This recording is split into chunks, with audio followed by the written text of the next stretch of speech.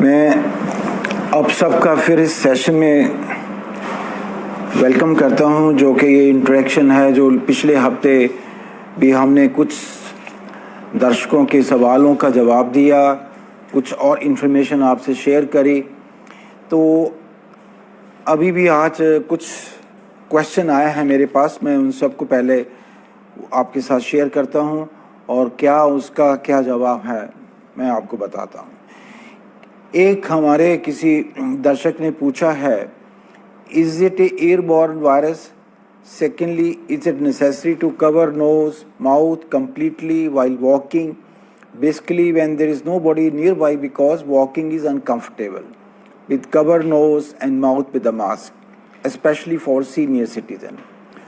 तो इसके बारे देखिए, जो ये इन्फेक्शन है, मैं पहले सेशन में बताया था कि इसकी जो इन्फेक्शन की जो ट्रांसमिशन है ये ह्यूमन टू ह्यूमन है, और मेन जो इन्फेक्शन एस्पेक्ट है वो ड्रॉपलेट्स हैं।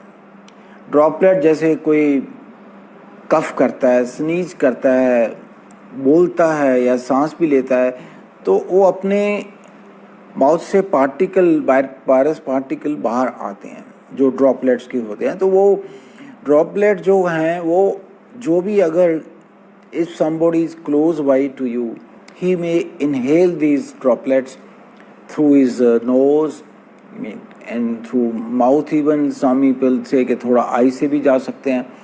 तो इसलिए ये ड्रॉपलेट का है। तो क्वेश्चन इज कि ये एयरबॉर्न भी है नहीं है।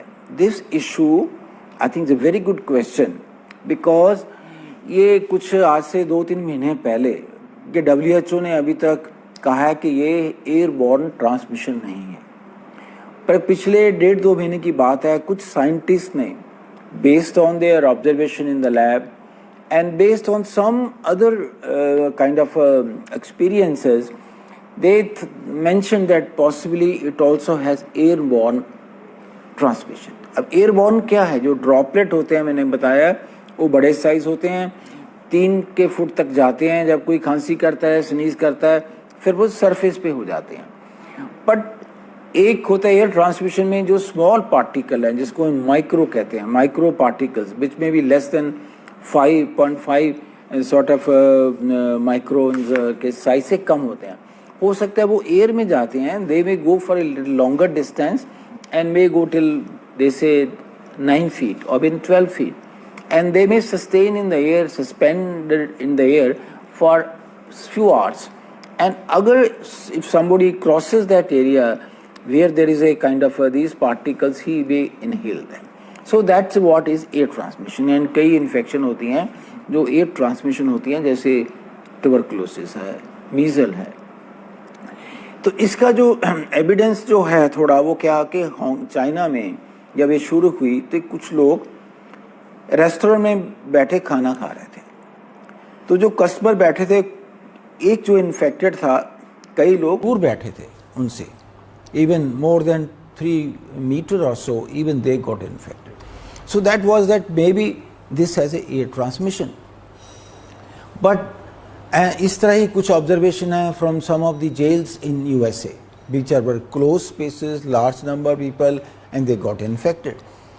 But whatever evidence is, it is only in places जहाँ पे बंद जगह है, एक क्लोज स्पेस है, रेस्टोरेंट है, या ऐसे प्रिजन मैंने कहा, या कोई suppose some people are traveling in the air and they are not wearing mask। So these kind of closed spaces, it is possible कि कुछ एयर ट्रांसमिशन होता है, वहाँ वेंटिलेशन कम है।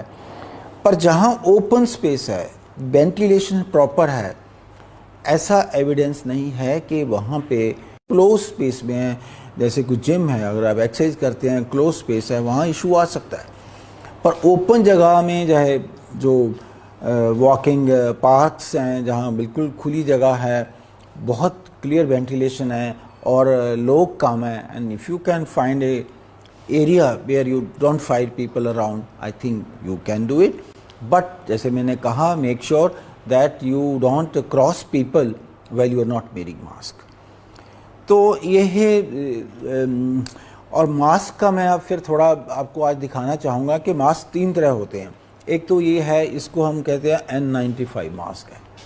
ये ज़्यादा हॉस्पिटल में यूज़ होता है जहाँ पे ज़्यादा इन्फेक्शन होती है, कोविड के पेशेंट दाखिल होते हैं या कोविड के पेशेंट आते हैं, तो वहाँ पे ये हेल्थ वर्कर के लिए, हेल्थ प्रोफेशनल के लिए यूज़ होता है।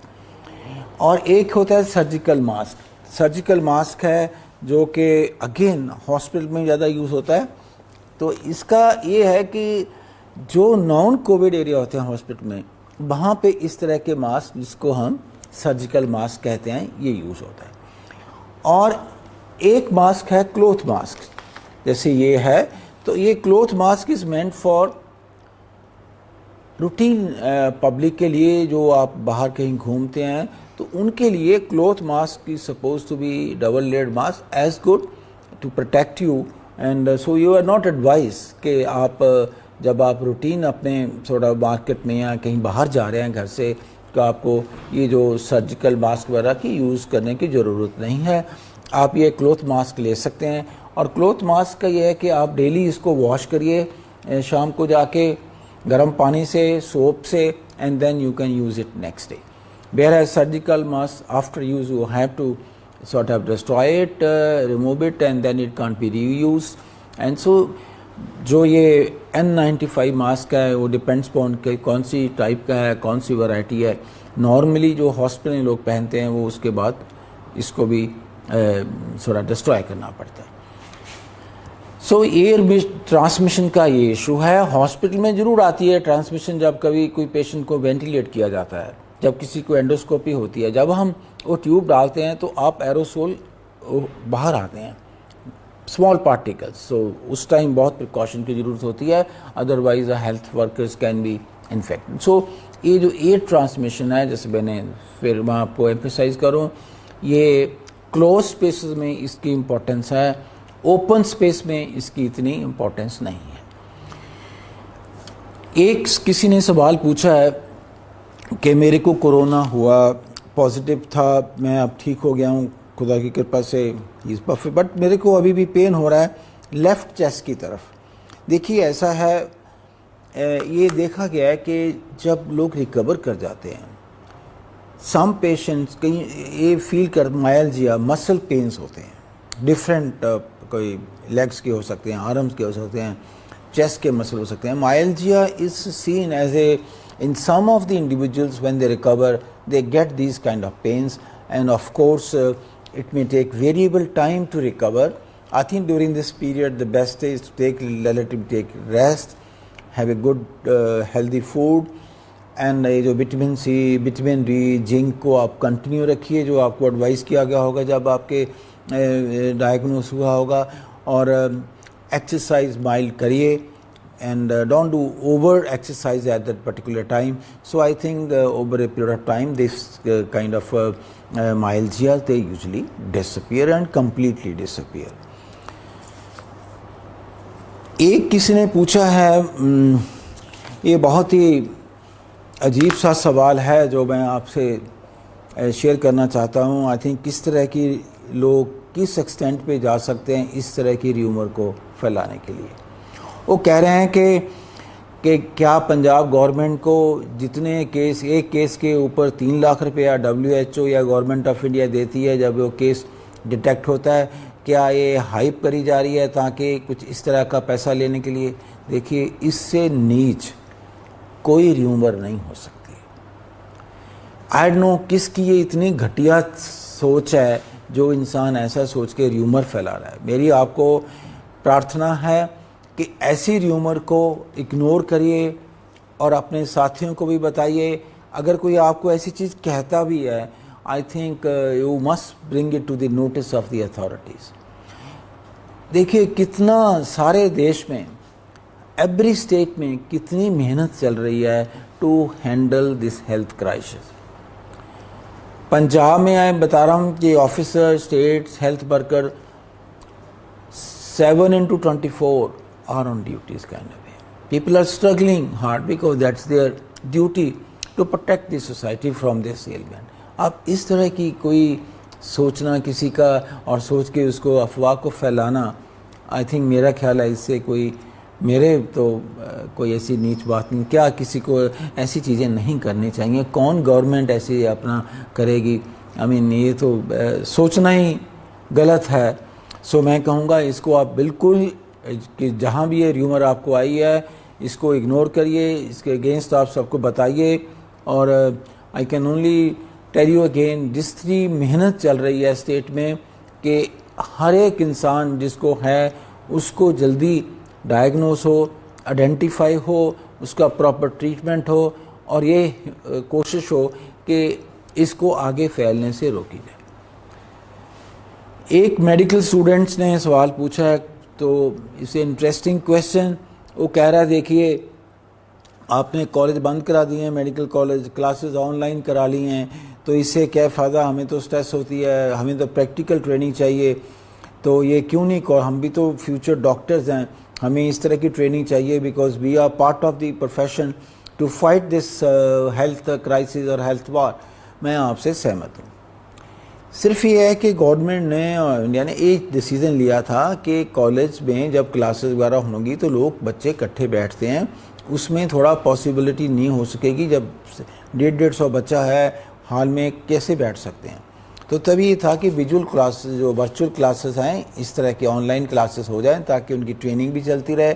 मैं मानता हूँ इसकी लिमिटेशन है कि प्रैक्टिकल ट्रेनिंग का इशू है, बट वो तो जब भी ये कोई कुछ हफ्ते और कुछ महीनों में तो ये ख़त्म होएगा ही, ये थोड़ा कि सिलसिला हमेशा चलेगा। तो I think the institution will make sure that you get the right training, practical training that has to be given to you, I can assure you. हाँ, बट सपोज कुछ स्टूडेंट्स ऐसे हैं जो वॉलंटियर करना चाहते हैं कि जी मैं तो इसके लिए काम करना चाहता हूँ। I am sure if you go to your principal and tell him that we want to be involve, जैसे कोई वॉलंटियर हमें कर लीजिए लोगों को काउंसल करने के लिए, कॉन्टैक्ट ट्रेसिंग इशू है, and there are some students from some of the medical colleges which are involve telephonically to find out the contact tracing issues. You can work as health volunteers in the periphery where you have mobile clinics. So I think that if you want to do it, you can approach your principal, but this has been done with a purpose, and I'm sure as I think the due attention, due concern to your practical training will be given, and the medical council I'm sure must be seized of this and to make sure that you get the right practical training which is desired of a graduate before he passes. एक थोड़ा मैं फिर आपको आज home isolation के बारे थोड़ा कहूँगा कि आजकल कई पेशेंट्स हैं जिनको हम होम आइसोलेशन पे अलाउ कर रहे हैं, और ये प्रोसेस जो पहले थोड़ा सा था कि मजिस्ट्रेट के भी साइन होंगे कि आपके घर में फैसिलिटी है, गवर्नमेंट ने इसको इजी कर दिया है। I think suppose somebody has a facility at home, now the system encourages कि आप घर पे रहिए and you will be monitored.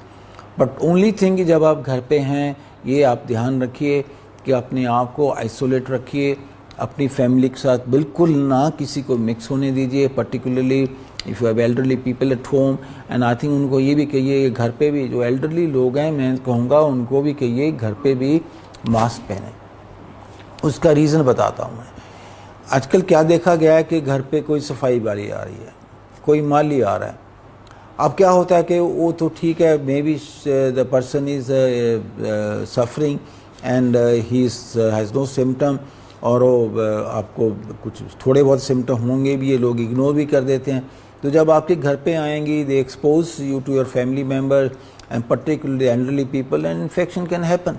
So I think मेरा एक सजेशन है सभी फैमिलीज़ को, जहाँ पे भी वर्कर आके आपके घर पे काम कर रहे हैं, कि उनको भी बोलिए घर पे काम करते करते मास्क पहने, आप भी मास्क पहनिए। उस टाइम जब वो चले जाएं आप मास्क उतार सकते हैं, पर during that time wear mask. Clean करिए उसके बाद, सो दैट कोई अगर किसने टच भी किया हो, कोई ऐसा वायरस पार्टिकल ना जो आप टच कर लें और जब आप अपने फेस पे हाथ लगाएं तो ये आपको इन्फेक्शन कर दे।